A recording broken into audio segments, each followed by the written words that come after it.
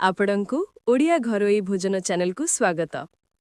आज आम घरे होछि गरम गरम स्वादिष्ट पखाळ सह लाउ तरकारी। कौन कौन आपण जानिचंती लाउ तरकारी पे आवश्यक सामग्री कौन दरकार? आसंतु मु मिली आपणଙ୍କୁ मो वीडियो सह आपणଙ୍କୁ कहिबी केमिति आपण घरे बनेकी खाई परिबे।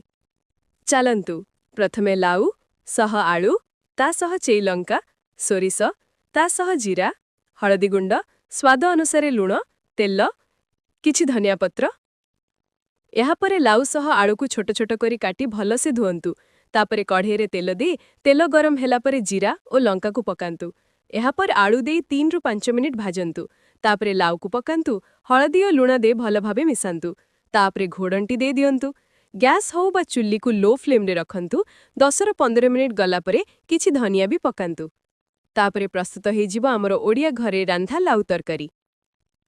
एहाकु आपण गरम भात किंबा पखाळ और रोटी सह खाई परिबे। एबे मु रहिली जय जगन्नाथ। पुणी देखा हबो आपण मानक सह एक नुआ वीडियो रे। जदि आपण माने नुआ वीडियो देखिबा को चाहुचंती ताहले वीडियो को लाइक शेयर और सब्सक्राइब करिबा को भूलंतु नहीं।